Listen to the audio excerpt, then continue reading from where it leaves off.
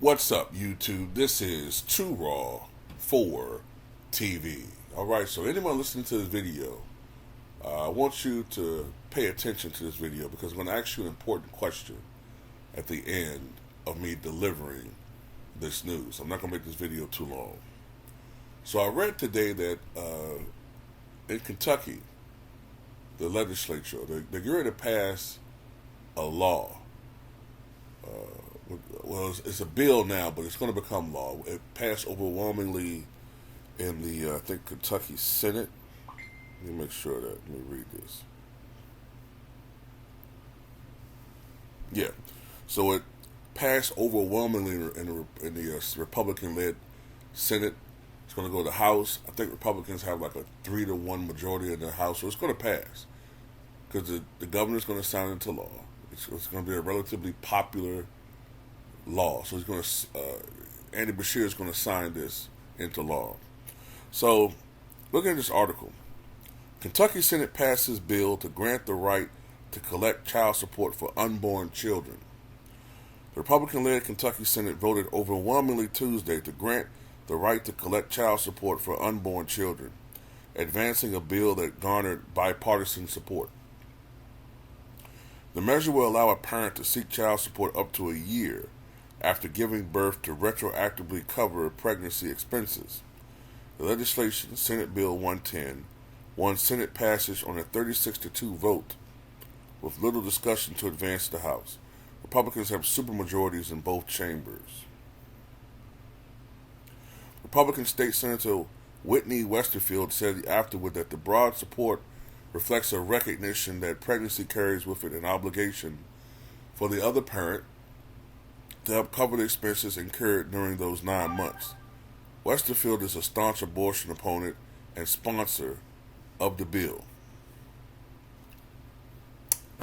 Ha ha. That's the gotcha. I'll get to that in a moment. I believe that life begins at conception, Westerfield said while presenting the measure to his colleagues, but even if you don't, there's no question that there are obligations and costs involved with having a child before that child is born. The measure sets a strict time limit allowing a parent to retroactively seek child support for pregnancy expenses up to a year after giving birth. So if there's not a child support order until the child's 8, this isn't going to apply. Even at a year and a day, this doesn't apply. It's only for orders that are in place within a year of the child's birth. So, Kentucky is a very conservative state. I mean, you have your liberal pockets, but, Kentucky always had a conservative bent. And, so this is led by Republicans, all right? So basically, this is going to allow child support payments to be issued before birth, because they consider conception to be the start of life. Now, this is my thing. I'm noticing a lot of women, and I want women to comment on this video. I know I don't have a lot of female subscribers, but I want women to comment on this because I've noticed a lot of women are championing this. They're saying this is a good thing, right? Women get that money, blah, blah, blah, all that type of stuff. This is a win for us, blah, blah, blah. We need help and all that stuff. This is my thing, though, about this. So for the women who are championing this, for the women who think this is a good thing, right? Aren't you agreeing, then, that life begins at conception? So if you are in favor of this bill, which will become law, aren't you then saying that, well, abortion is murder? I don't usually tell her this on YouTube, but I mean, hell, whatever. They always demonetize on my videos anyway. And shout out those of you who show love with the monetary donations. Yeah, but they've been demonetizing my videos left and right. It's like to the point where I expect it now. But anyway, um, aren't you saying that abortion is murder? Aren't you saying that? Because if you support this, that child support should be uh, legal from the moment of conception onward. You're acknowledging that this is a child, that this is a living being. So, my thing is, you really should also be co-signing that abortion it should be illegal.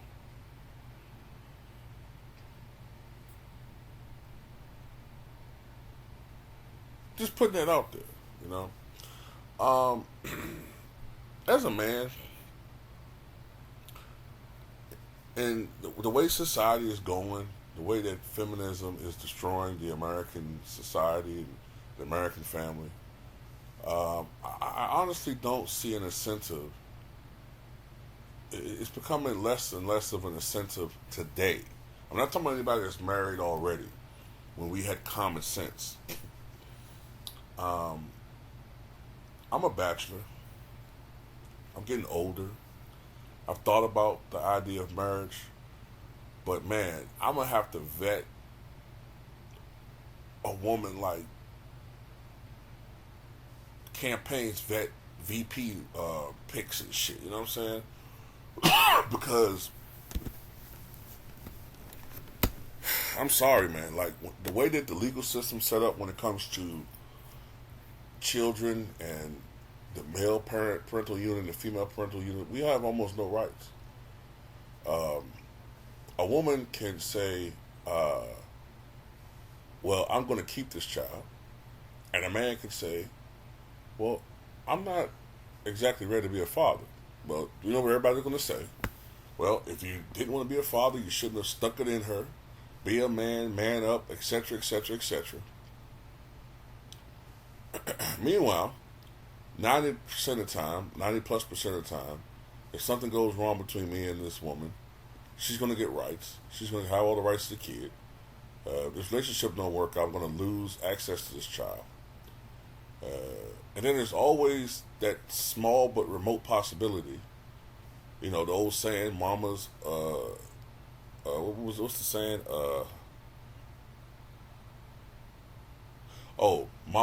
Mama's baby, papa's maybe. I mean, you know that child is yours that came out of your womb. There's always, not always, but I mean, you know, you can, for the most part, believe that the child is yours, but there have been instances where people have found out they've been taking care of children, or the father been taking care of the child for years into adulthood. They found that the child's not even theirs. And once you sign that birth certificate, no matter if you were tricked into it, duped into it, legally, you got to take care of that child. The laws are set up so much that I know of women who I've encountered, workplace, even some who I have considered not close friends, but acquaintances, who have been in relationships and sometimes even married, and knowingly have sex outside their marriage, to the point where they're not even certain that that child is the father's, or the husband's, or the long-term boyfriend's. And it doesn't bother them at all. The flip side of that is, if a woman has an abortion, and I want to be the father, and I say, no, I want to be a father, everyone says, respect her decision. So that's the double standards. I don't see any feminists marching with men saying, hey, let's make this equal. So that's why more and more men are choosing to be single.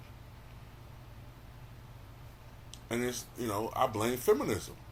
I blame this feminist bent that's been going on in this country, to the point where we're at the workplace men don't feel comfortable talking to women. I had to go on this tangent, but it's just there. It's just there, man. And I interact with so many men on Patreon that complain about this, like as far as comments and I see it at the workplace. I used to see it at the workplace all the time. You know what I mean? Women. Well, I don't want to go too deep into this. I don't want to go. I can talk about it forever, man. But yeah, this is just another one of those laws where it's going to be hypocrisy. So you're going to see this probably in more and more states, and not just Republican states either. You're going to probably see this in more and more states where child support is going to be retroactively, possibly in some instances, being due all the way to the point of conception. But, at the same time, you're going to have laws where women can have abortions.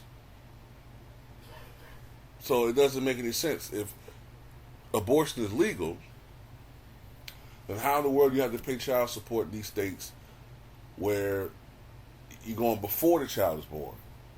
One of the two, you know what I'm saying? This is the kookiness of liberalism. I guarantee you, in a couple of years, watch, you're going to start seeing these types of laws in kooky California, New York, and what have you. But anyway, that's all I got to say about it.